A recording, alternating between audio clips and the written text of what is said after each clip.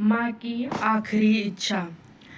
माँ खुद नहीं सोई, हमें सुलाया, हर कहानी और किस्सों से हमें हंसाया, हर मुश्किल और परेशानी को गले से लगाया और हमें दुनिया में कुछ अलग तरीके से जीना सिखाया। तो दोस्तों आइए आपको एक कहानी सुनाती हूँ, शायद ये कहानी सुन के आपकी आंखें भर आए, क्योंकि इस कहानी में माँ ने अपने बेटे से अजीबो गरीब एक अपनी आखिरी इच्छा की फरियाद की है। एक बार एक बूढ़ी माँ का उसके बेटे ने एक वृद्धा आश्रम में ले जाकर छोड़ा। इस माँ का ये वही इकलौता बेटा था जिसके लिए माँ ने जीवन भर संघर्ष किया। इस बेटे के लिए वो सब कुछ किया जो एक माँ को करना चाहिए या माँ कर सकती है। और आज भी आपने अपने बेटे को किसी तरह की परेशानी ना हो, इसलिए वह वृद्धा आश्रम में जाने के लिए तैयार हो गई।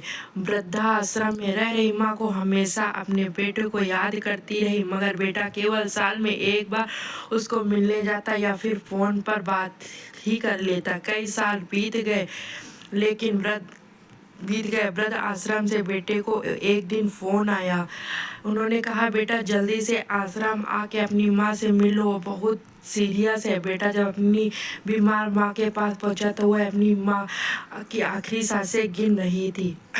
बेटे ने अपनी माँ से उसकी आखिरी इच्छा पूछते हुए कहा, माँ मैं तुम्हारे लिए क्या कर सकता हूँ बताओ। माँ ने कहा, बेटा इस आश्रम में गर्मी और मच्छर बहुत ज़्यादा है, यहाँ कुछ पंखे लगवा देना। फ्रिज ना होने की वजह से यहाँ हम बूढ़ों को कई बार भूखे पेट ही सोना पड़ता है, क्योंकि किसी ने दिया हुआ खाना खराब हो जाने से नहीं बचा पाते। तो इस आश्रम के लिए 1 या 2 फ्रिज भी खरीद कर रख देना। बेटे ने अपनी माँ की सारी बात सुनी और अपनी माँ से पूछा, आपने इतने साल यहाँ पर निकाल दिए पर आपने कभी भी ये बातें मुझसे नहीं कही, और जब आपके पास टाइम नहीं बचा तब आप ये सब कह रही हैं, ऐसा क्यों।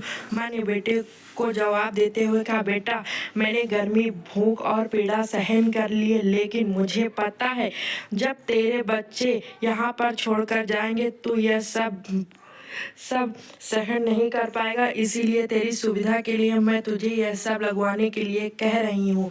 तो दोस्तों माँ की आखिरी लाइन किसी बेटा या बेटी की आंखें खोलने के लिए सच्चा में इतिहास हमेशा अपने आप को दोहराता है। अगर आप चाहते हैं कि आपको साथ अच्छा व्यवहार हो तो आप भी दूसरों के साथ अच्छा व्यवहार करना पड़ेगा। तो दोस्तों आपको ये कहानी कैसी लगी प्लीज कमेंट में जरूर बताएं, और चैनल में नए हैं तो प्लीज चैनल को सब्सक्राइब करें। धन्यवाद।